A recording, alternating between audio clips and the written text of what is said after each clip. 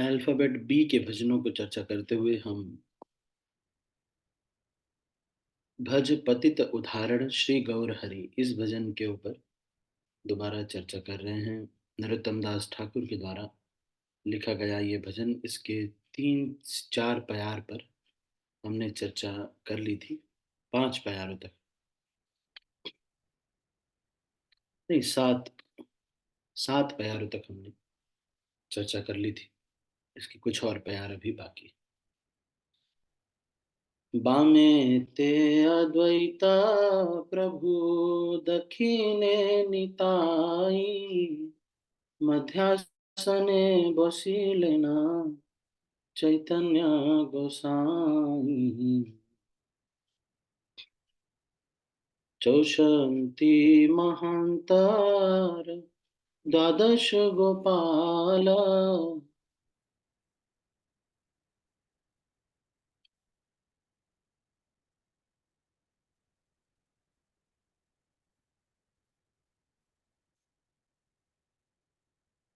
छय चक्रवर्ती आर अष्टकविराज, सघृत साल्याना व्यंजन, दिया सारी सारी, भोगेर ऊपरे दिलो तुलसी मंजारी। इन वैष्णव भजनों में हमें बहुत सारा अ, बहुत सारी सूचना भी मिलती है कि चैतन्य महाप्रभु किस तरह से भजन भोजन कर रहे हैं, वो वर्णन यहाँ पे आ रहा है। तो कह रहे हैं कि श्री चैतन्य महाप्रभु प्लीज सुनिए, प्रभु करो अवधान, भोग मंदिरे प्रभु करो हो पयान।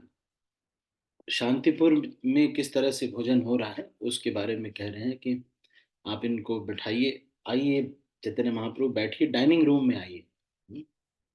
भोग मंदिरे, भोग मंदिरे मतलब कि किचन में ही बैठ रहे हैं, किचन के अंदर ही बैठने का स्थान है। हिमाचल में ये कल्चर है कि जहाँ किचन है, किचन के अंदर ही एक छोटा सा स्थान बनाते हैं, वहीं पे थोड़ा चूल्हा इत्यादि जलता है, थोड़ा गर्म भी रहता है, और वहां पर ही प्रसाद लेते हैं।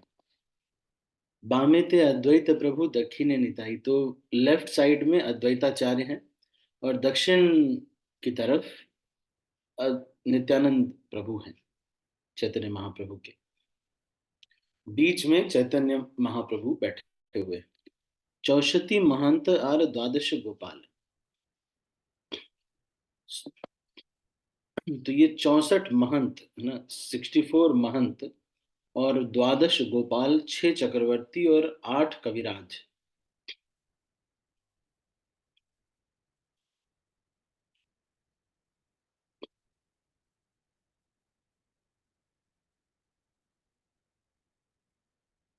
ये लोगों ने क्या किया है?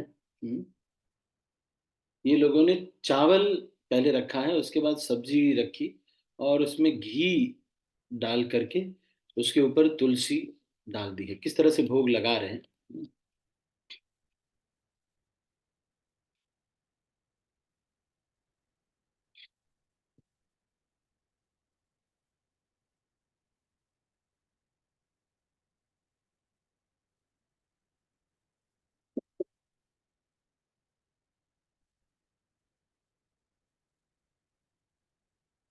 तो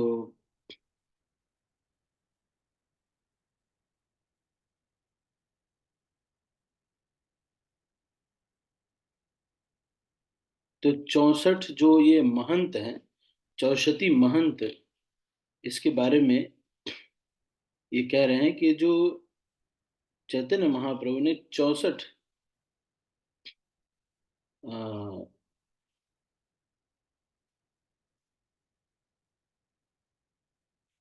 ये ब्रज में भी बहुत फेमस है। अ, चौसठ चौसठी महंत भोग, ये भी बहुत फेमस है। तो इसमें 64 महंत मतलब है कि चैतन्य महाप्रभु का, कि जो 64 लोग हैं जिनको चैतन्य महाप्रभु ने दीक्षा दी या ज्ञान दिया, वो महंत लोग हैं। तो ये में भी एक स्थान है जहाँ पर 64 महंत समाज मंदिर है।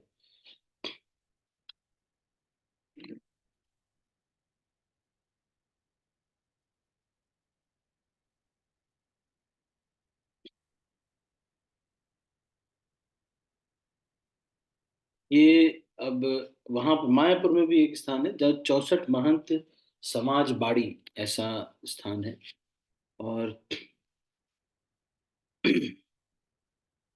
फागुन पूर्णिमा में वहां पर फेस्टिवल होता है। और तो ये 64 महंत।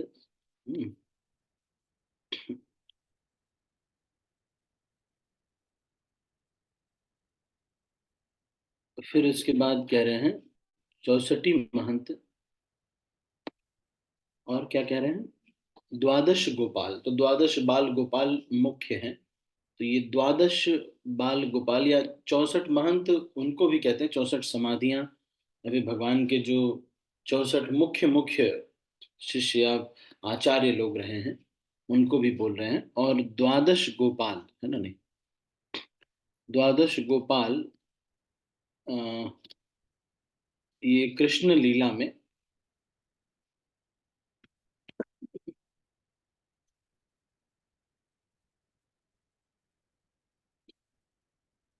ये जो द्वादश गोपाल है ये प्रमुख जो गोपाल हैं जो कि भगवान नित्यानंद प्रभु के एसोसिएट्स बने थे बाद में चल करके। ये हैं अभिराम गोपाल ठाकुर। ये श्रीधाम के श्रीधाम के अ, जो श्रीधाम है उनके अवतार हैं। सुदामा, वसुदामा, सुबल, महाबल, ऐसे कई सारे, ये 12 जो मुख्य 12 गोपाल हैं। तो कवि कर्णपुर ने गौर गणोदेश दीपिका में इन 12 जो गोपाल हैं इनका वर्णन दे करके लिखा है। इन्होंने, ये जो द्वादश गोपाल हैं इन्होंने नित्यानंद प्रभु की मदद की थी सारे संसार में हरिनाम संकीर्तन का प्रचार करने के लिए। तो सबसे पहले इसमें आते हैं अभिराम गोपाल ठाकुर, श्रीदाम के अवतार। सुदामा के अवतार सुंदरानंद ठाकुर। वसुदामा के अवतार धनंजय पंडित। सुबल सखा के अवतार गौड़ीदास पंडित। महाबल सखा के अवतार कमलाकर पिपलई। और सुबाहु सखा के अवतार उद्धरण दत्त ठाकुर। और महाबाहु सखा के अवतार महेश पंडित। और स्तोक कृष्ण जो सखा हैं उनके अवतार पुरुषोत्तम दास ठाकुर। और दाम सखा के अवतार नागर पुरुषोत्तम ठाकुर। और अर्जुन सखा, ये वो वाले अर्जुन नहीं है, पांडव वो वाले अर्जुन नहीं है, वो तो बाद में मिले थे उनको। तो ये दूसरे एक अर्जुन सखा हैं जिनके अवतार हैं परमेश्वरी दास ठाकुर। और लवंग सखा के अवतार है काला कृष्ण दास। और कुसुमासव जो सखा हैं उनके अवतार हैं कोलाविचा श्रीधर। तो ये 12 द्वादश गोपालों में से द्वादश गोपाल हैं जो जिनके लिए भी स्थान यहाँ पर दे रहे हैं। फिर 6 चक्रवर्ती के बारे में वर्णन आता है। 6,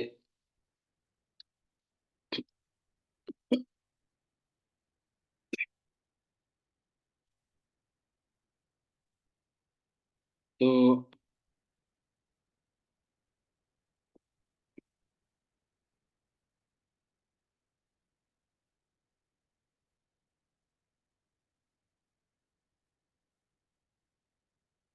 ये चैतन्य महाप्रभु की लीला में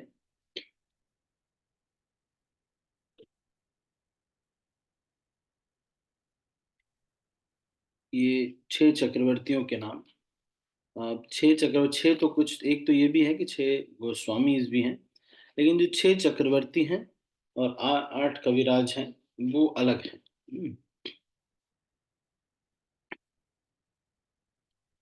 तो इसका, जैसे कि एक है विश्वनाथ चक्रवर्ती ठाकुर, ऐसे ही ऐसे ही चक्रवर्ती हैं 6।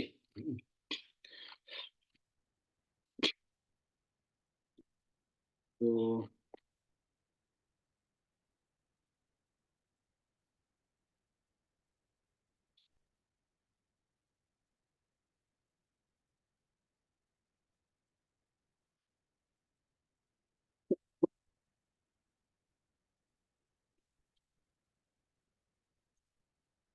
ये गौड़ीय कंठहार इत्यादि हो सकता है कि किसी और पुस्तक में गौड़ गणोदेश दीपिका में इसका और वर्णन होगा। तो अभी हम उसका वर्णन नहीं कर पाएंगे। लेकिन ये 6 चक्रवर्ती हैं, वो भी, इनको भी स्थान मिलता है। और अष्ट कविराज जैसे कृष्णदास कविराज इत्यादि जो अलग अलग कवि हैं, वो भी यहाँ पे स्थान पाते हैं। फिर उसके बाद ये बता रहे हैं कि ये लोग सेवा कर रहे हैं, किस तरह से सेवा कर रहे हैं। उसके बाद फिर क्या क्या भोग में लगाया जा रहा है वो बता रहे हैं। शाक शुक्ता मोचा दिलो आर दिलो भाजा, आनंदे भोजन करे नदी आर राजा। शाक शुक्ता मोचा दिलो आर दिलो भाजा। एक तो साग, चैतन्य महाप्रभु को साग बहुत पसंद था। कोई भी साग हो, तो जैसे पालक का, कोई भी, या मेथी का साग, कोई भी साग चैतन्य महाप्रभु को बहुत पसंद था। उसके बाद फिर शुक्ता। शुक्ता जो है ये अम,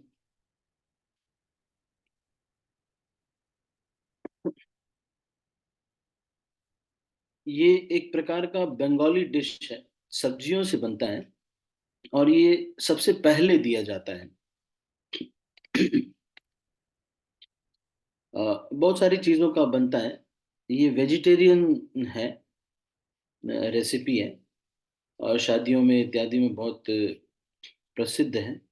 हम्म,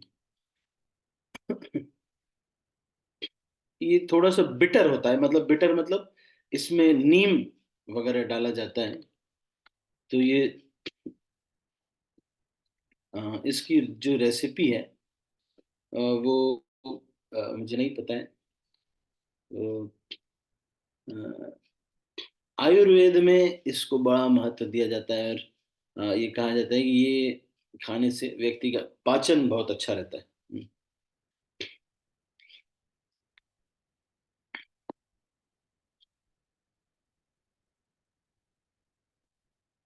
यानी हाँ, तो ये शुक्ता गया। और फिर क्या दिया गया? शुक्ता मोचा दिलो आर और दिलो भाजा। मोचा मतलब, मोचा मतलब केले का बना हुआ एक ट्रायंगल ट्रायंगल सा कुछ दिया गया, मतलब चिप्स के जैसा कुछ था। और वो फ्राइड चीजें थी, मतलब कुछ, तो ये सबसे पहले दी गई। एक बहुत कड़वी सब्जी, पहले साग दिया गया, फिर थोड़ी कड़वी सब्जी दी गई, वही शुक्ता। और उसके बाद केले के जो, केले के ट्रायंगल्स कुछ बना करके, कोन के जैसे बना करके वो दिए गए। कच्चे केले के जो बन जाते हैं। और फिर कुछ और फ्राइड चीजें दी गई। और भगवान जो नदिया के राजा हैं चैतन्य महाप्रभु, वो खाने लगे।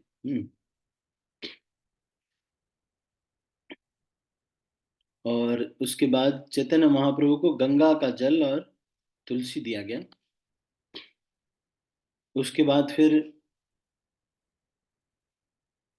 चैतन्य महाप्रभु को ये दिया गया, चैतन्य महाप्रभु ने इस जल को पिया थोड़ा।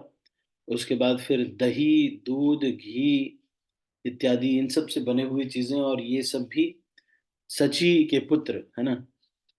गंगा जल तुलसी दिया, कोइलो निवेदन। जल देने के बाद निवेदन किया गया। आनंदे भोजन करे सचिरानंदन, दधि दुग्ध घृत चाना नाना उपहार। हम्म। और थोड़ा सा दही, दूध, घी और चाना, मतलब वो क्या बोलते हैं, सत्तू, वो भी दिया गया। और बहुत सारे और भी गिफ्ट दिए गए। आनंदे भोजन करे सचिर कुमार। मालपुआ सर भाजा लार लुचि पूरी। आनंदे भोजन करे नदिया बिहारी। और भी क्या दिया गया? मालपुआ, हम्म, और सर भाजा आर लुचि पूरी।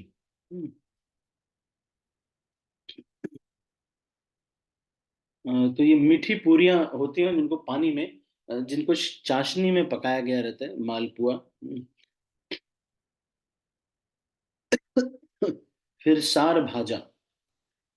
सर भाजा मतलब ये अ, दूध की जो मलाई होती है, इससे मतलब बना करके, जैसे आपका कलाकंद इत्यादि होता है, तो दूध को गाढ़ा करके उससे उसको थोड़ा सा फ्राई करते हैं, खोए के जैसा बना करके।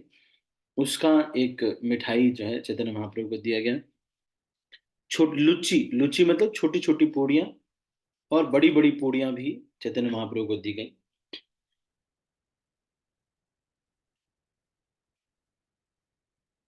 उसके बाद फिर क्या दिया गया? नाही जानी परी पाटी, ना जानी रंधाना, सुकार सुकारुखा एक मुट्ठी करहो भुजान।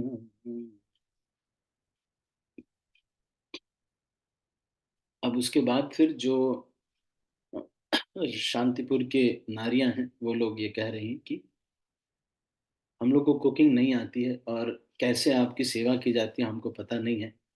तो हम भी कई बार जब भक्तों के घर जाते हैं तो इस तरह से, क्योंकि पहली बार कोई कोई भक्त होते हैं जो उतना पता नहीं होता है, तो पहली बार जाते हैं, तो जैसे मैं आशीष जमाल्टा प्रभु के घर एक बार गया था, तो उनको पता नहीं था। बोल रहे थे कि प्रभु जी, भक्तों की कैसे सेवा की जाती है, क्या है, मुझे मालूम नहीं। जो पहली बार उनके लाइफ में ऐसा हुआ था, पूरा कल्चर डिफरेंट था घर में। तो ना ही जानी परिपाटी, ना जानी रंधन। हे भगवान, मैं ये परिपाटी नहीं जानता, कैसे सेवा करनी चाहिए, ना ही कुकिंग मैं जानता हूँ। सूखा रूखा एक मुट्ठी करो हो भोजन। थोड़ा बहुत जो भी ये जो है, जैसा भी रूखा सूखा दे दिया है, आप इसको खा लीजिए, ऐसा रिक्वेस्ट कर रहे हैं। भोजन अवशेष कहिते न पारी, सुवर्ण भृंगार दिलो सुवासित बारी।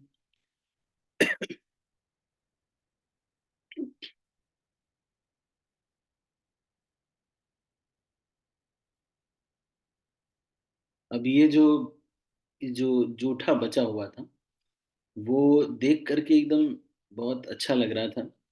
कुछ थोड़ी देर के बाद उन्होंने एक सोने का पात्र, सुवासित, जो सेंटेड वाटर से भर के चैतन्य महाप्रभु को दिया। और सुवर्ण भृंगारी दिलो सुवासित वारी, भोजन करिय प्रभु कोयले न आचमन, सुवर्ण खोरिकाए करे दंत शोधन। उसके बाद चैतन्य महाप्रभु ने थोड़ा दांत जो है साफ किया, मुंह में पहले लिया पानी, थोड़ा कुल्ला किया, उसके बाद ऐसे हाथ से ऐसे रगड़ के दांत और मुंह को धुला। और मुंह को, दांतों को धुला। और फिर दांतों के लिए एक खड़ी का, मतलब सोने की एक टूथपिक दी गई, ताकि कुछ अगर फंस गया है तो उसको निकालने के लिए।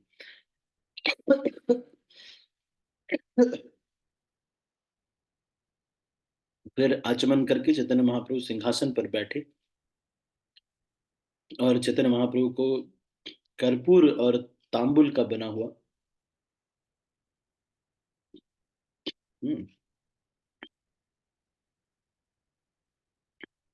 ऐसे पान जो है दिए गए।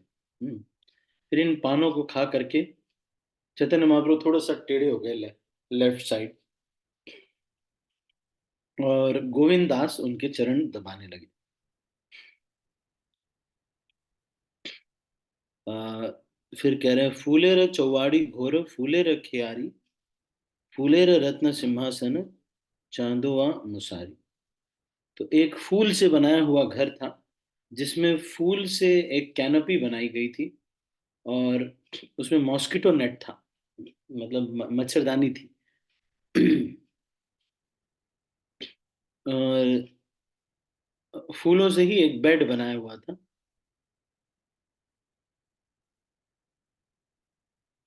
चैतन्य महाप्रभु उसके ऊपर सो गए प्रसाद लेने के बाद।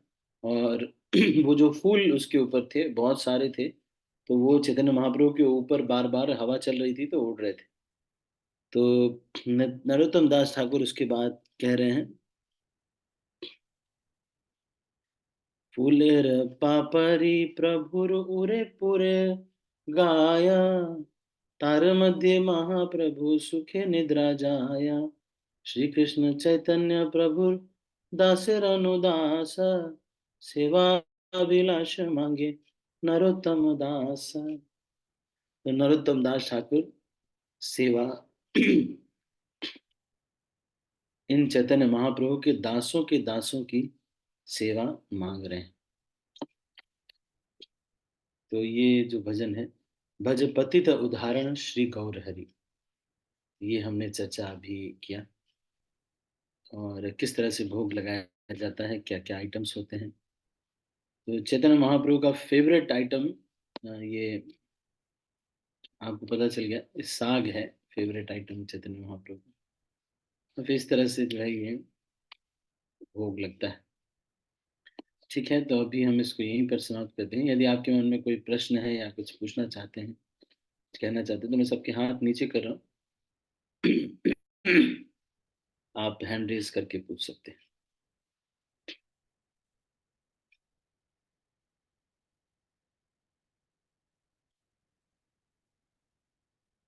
राधिका माता जी। हरे कृष्णा प्रभु जी, धन्यवाद प्रणाम। दोनों सही तरफ। बैठना होगा, धन्यवाद प्रणाम। हम्म। प्रभु जी, जैसे हम शुद्ध भक्ति की बात करते हैं, मतलब शुद्ध भक्ति क्या है?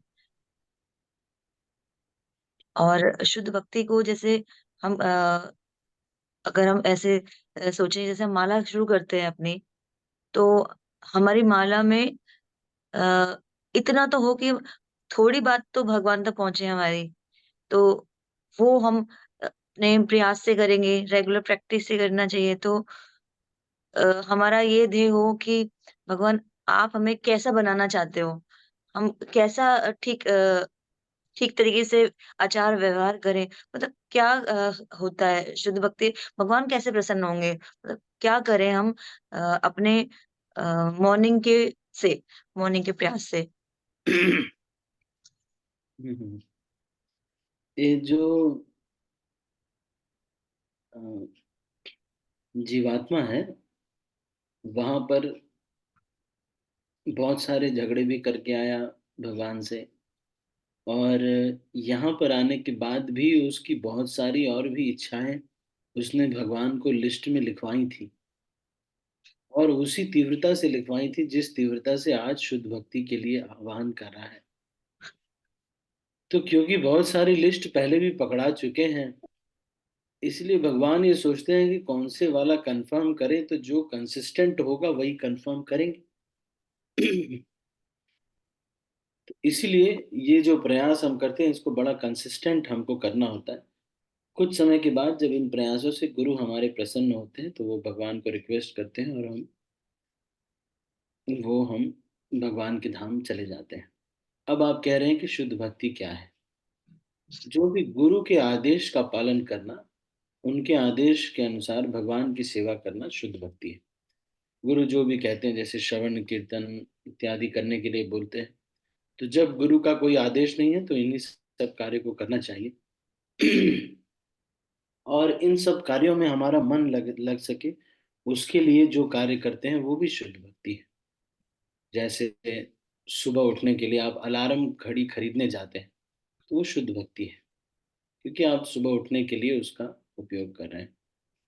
तो गुरु के आदेश से कोई भी कार्य करना, ये शुद्ध भक्ति कहलाती है। सबसे शुद्ध भक्ति यही है जो कि गुरु ने आदेश किया है या उनकी प्रसन्नता के लिए किया जाए, वो सबसे शुद्ध भक्ति है। जैसे कृष्ण की प्रसन्नता के लिए कोई कार्य करना, ये भी शुद्ध भक्ति है, लेकिन ये पूरी तरह से शुद्ध भक्ति इसलिए नहीं है क्योंकि इसको चेक करने के लिए कोई जीवित व्यक्ति नहीं है। क्योंकि जीवित व्यक्ति होता है, वो डांट सकता है, वो कुछ कहेगा, बोलेगा, अरे बोल क्या कर रहे हो ये। हम्म, तो इसीलिए हमको भय भी होता है। तो इसलिए सबसे शुद्ध भक्ति यही है कि जो गुरु जी जीवित, जो अभी गुरु जी हैं या उनके प्रतिनिधि जो भी हैं, या कई बार ऐसा होता है कि जो दीक्षा गुरु होते हैं उनके कोई प्रतिनिधि, शिक्षा गुरु उनके ही कोई कोई जो है शिष्य होते हैं, या फिर और भी किसी गुरु के शिष्य हैं जो कि हमको गाइड कर रहे हैं। तो या फिर जो भी हमें, मतलब वो उनको वो इंस्ट्रक्शन देते हैं, इंस्ट्रक्शन का पालन करना, वो उस आदेश से जो चीजें मिलती हैं वो शुद्ध भक्ति। जैसे मान लीजिए कि हमको आदेश मिला कोई कि हमको एक शू स्टॉल में सेवा करनी है। तो शू स्टॉल की सेवा जो कि आदेश से प्राप्त हुई है, मंदिर में जो अधिकारी हैं उन्होंने सेवा दी आपको, या रुक्मिणी कृष्ण प्रभु पंजाबी बाग मंदिर में मान लो टेम्पल प्रेसिडेंट है उन्होंने, या मुरली कृष्ण प्रभु अभी प्रेसिडेंट हैं तो उन्होंने सेवा दिया, तो उनके आदेश से जो हम सेवा करते हैं वो शुद्ध भक्ति होती है, क्योंकि वो गुरु के प्रतिनिधि हैं। गुरु जो हैं वो जीबीसी के प्रतिनिधि हैं, जीबीसी प्रभुपाद के प्रतिनिधि हैं। तो इसलिए उनसे जो सेवा मिलती है वो शुद्ध भक्ति कहलाती है। आज के सिनेरियो में ऐसा है। और जो कब हमारी सेवा, मतलब एक थोड़ी बहुत तो रिक्वेस्ट जाती होगी, हाँ जरूर जाती होगी, क्योंकि अभी देखो इतने दिन से आप लगे हुए हैं, भगवान अगर प्रसन्न नहीं हुए होते तो आप इस जूम क्लास में नहीं बैठे होते। ये भगवान की प्रसन्नता पर ही निर्भर करता है। तो इसलिए जब भक्त प्रसन्न होते हैं भगवान, तो भगवान प्रसन्न होते हैं।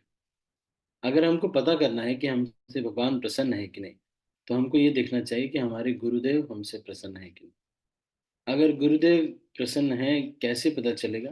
तो ये देखना चाहिए कि हमारे आस पास निकटस्थ के जो भी भक्त हैं वो क्या हमसे प्रसन्न है। यदि वो हमसे प्रसन्न है तो इसका मतलब गुरु जी हमसे प्रसन्न है। और उनके जो हमारे जो आध्यात्म जो सर्विस अथॉरिटी और आध्यात्मिक अथॉरिटी है, वो लोग हमसे प्रसन्न हैं। अगर वो प्रसन्न है, आपके आसपास के जो निकटस्थ भक्त हैं वो प्रसन्न है, इसका मतलब गुरुदेव हमसे प्रसन्न है। तो इस तरह से जब हम बार बार प्रयास करके हमको दिखाना पड़ेगा, मतलब जैसे ही हमने माला किया, हम ये सोचे कि 16 माला हमने किया, अरे 2-3 तो पहुंचा होगा भगवान को। हाँ वो पहुंचा होगा, लेकिन बहुत बार ऐसे ही हमने ये भी कहा है कि मुझे जो है पैसे चाहिए, पैसे चाहिए, बस पैसा ही चाहिए प्रभु, हे प्रभु, और कुछ नहीं चाहिए, बस पैसा चाहिए। एक जन्म तो पैसे पे ही इन्वेस्ट किया था, फिर उसके बाद और भी बहुत सारी चीजों में इन्वेस्ट किया था। एक बार किसी जन्म में हमने भोजन को ही मुख्य लक्ष्य बना दिया था। बढ़िया भोजन चाहिए, बढ़िया भोजन चाहिए, चाहे जो भी हो भगवान, बस बढ़िया भोजन अच्छा चाहिए, चाहे जो हो जाए। तो ये खूब हमने कहा है, तो कई जन्मों में खूब बहुत सारी चीजें कही है। तो अब इस जन्म में माला करके बोल रहे हैं कि हमें अपनी सेवा में लगाइए, गोलोक धाम ले जाइए। तो बोल रहे हैं कि अरे पहले तो बोल रहा था पैसा चाहिए, अब पैसा नहीं चाहिए क्या? अब इतनी बार बोला था पहले। तो भगवान को भी डाउट हो रहा है।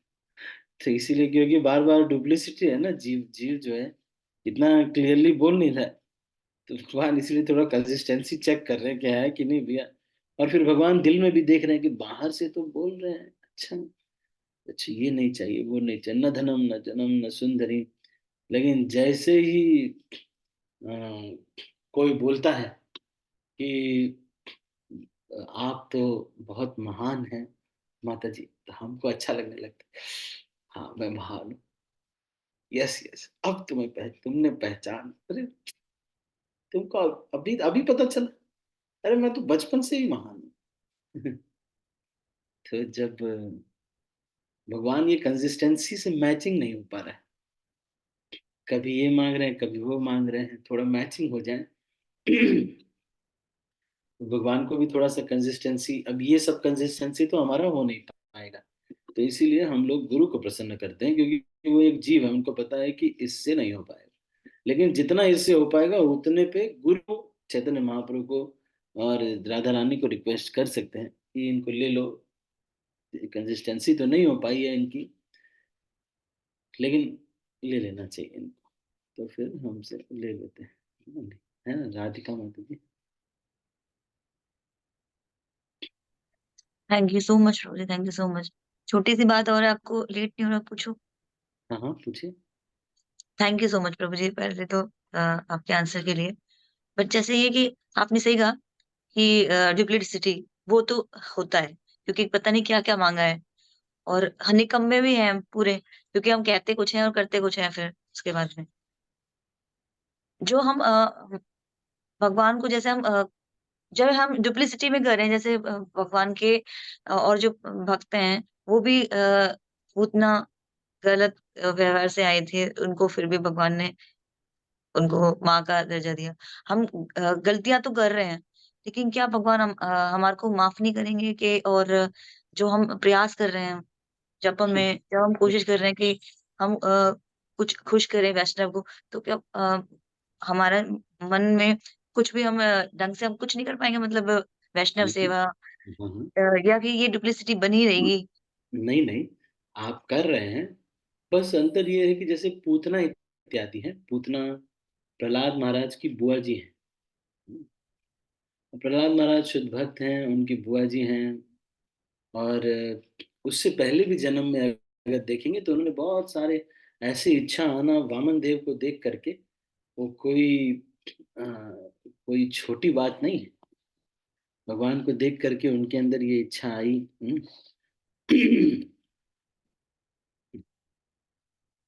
तो ये उनके अंदर इच्छा आई, ये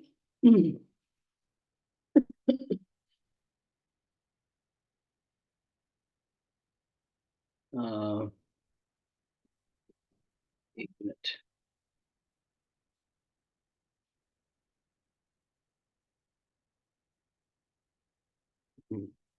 तो मैं थोड़ा सा उनका नाम भूल रहा हूँ, उनका नाम क्या था, किसी को पता है?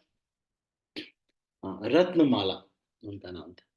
तो रत्नमाला नाम की बलि महाराज की एक बहन है। हम्म, उसने जब देखा कि ये जो वामन देव हैं, ये बड़े सुंदर ब्रह्मचारी हैं, इनको देख करके उस उनको इसको अपने पुत्र के रूप में प्राप्त करने की इच्छा जागृत हुई।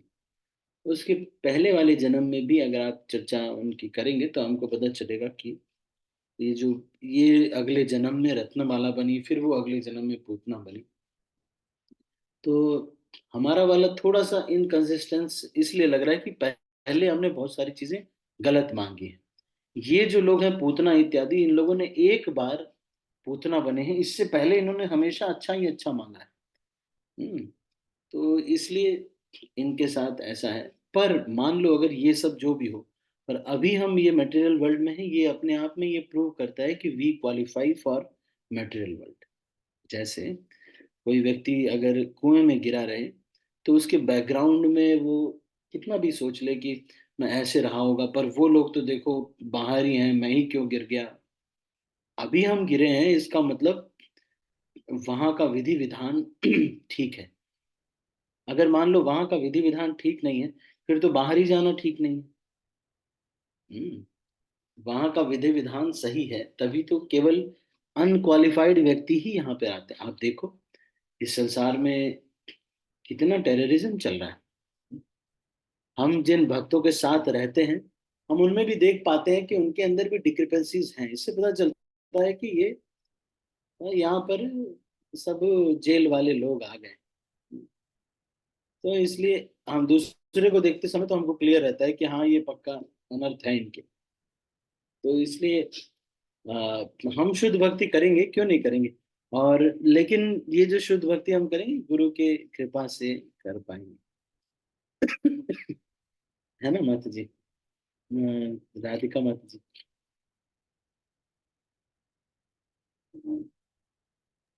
Thank you so much Prabhu ji, yes thank you. धन्यवाद, प्रणाम।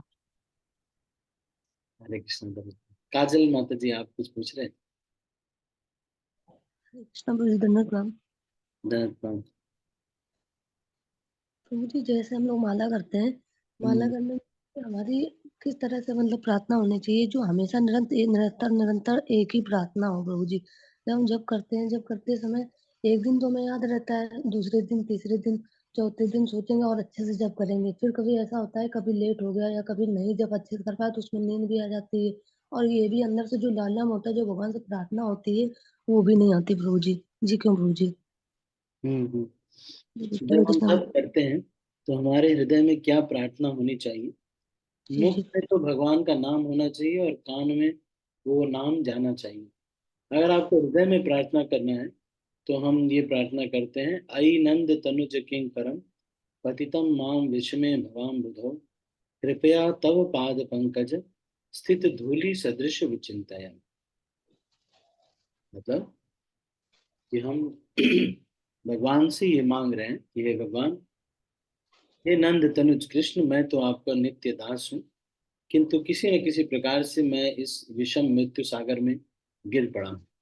कृपया इस विषम मृत्यु सागर से मेरा उद्धार कर अपने चरण कमल की धूरी का कण बना लीजिए। ये जो फिफ्थ वर्स है श्री चैतन्य शिक्षाष्टकम का, यही हमारे मूड होना चाहिए, हमारा जो सोच करके हम माला करते हैं। ठीक है ना काजल माता जी? जी प्रभु जी, हरे कृष्णा प्रभु ji, thank you so much Prabhu जी, धन्यवाद प्रभु जी। जब हम माला करते हैं तो यही सोचना चाहिए। पहले तो माला करते समय ऐसे स्थान पे बैठना चाहिए जो कि डिस्ट्रैक्शन फ्री स्थान हो, और एक बार में पूरी माला कर सकें, इस तरह का थोड़ा 36 चीजें एक साथ कर रहे हैं, और वैसे स्थान पे माला करने से कोई लाभ नहीं रहता है ज्यादा। और ध्यान पूर्वक करने का प्रयास करना चाहिए। फिर उसके बाद हृदय वाला भी ये सोचना चाहिए कि देखो भगवान, मैं ये मेरे जीवन में कितना कष्ट हो गया, कभी ये है कभी ये है, कुछ नहीं तो यही पागल हो जाता है, कभी नहीं तो ये तो हो जाता है, ये बस इस संसार में लगा हुआ है, इसलिए कृपया मेरे मुझे इस विषम मृत्यु सागर से उद्धार कर दीजिए। और यही एकमात्र सॉल्यूशन है, मुझे आपके धाम आ जाऊं मैं। नहीं तो यहाँ पर हम अगर कुछ भी मांगेंगे, मान लो किसी का बिजनेस में लॉस हो जाता है, तो वो कुछ मांगेगा तो फिर बिजनेस ठीक हो जाएगा, लेकिन पत्नी को हार्ट अटैक आ जाएगा, पत्नी ठीक हो जाएगी तो बेटा पागल हो जाएगा, बेटा पत्नी सब कुछ ठीक है तो हो सकता है भूकंप ही आ जाए। तो ये मटेरियल वर्ल्ड में ऐसा होता रहेगा। तो real reason why we are not happy, because we are not at the right place. जैसे एक व्यक्ति है, उसको अंगूठी खो गई, तो उसने देखा कि उसके पति अंगूठी खोज रहे हैं, तो उसने कहा कि ये अंगूठी आप यहाँ क्यों खोज रहे हो, अंगूठी तो मेरी वहां गिरी है, ग्राउंड में गिरी थी। तो उन्होंने कहा कि लेकिन वहां पे बाहर अंधेरा है ना, इसलिए मैं यहीं खोज रहा हूँ। तो चाहे वहां अंधेरा भी हो तो भी गलत जगह पे खोजने पे नहीं मिलेगा। उसी तरह से इस भौतिक संसार में हम चाहेंगे कि सुखी हो जाए, कितना भी इंस्ट्रूमेंट्स आप खरीद लीजिए, कितनी भी चीजें खरीद लीजिए, सुख की अनुभूति अलग एक लेवल है। तो इसलिए ठीक है। और किसी का कोई प्रश्न या फिर कुछ पूछना चाहते हैं?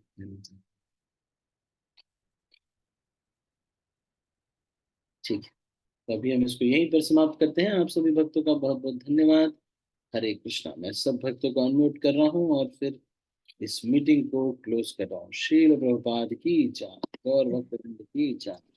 हरे कृष्णा प्रभु जी, धन्यवाद हरे प्रणाम। कृष्णा प्रभु जी, धन्यवाद।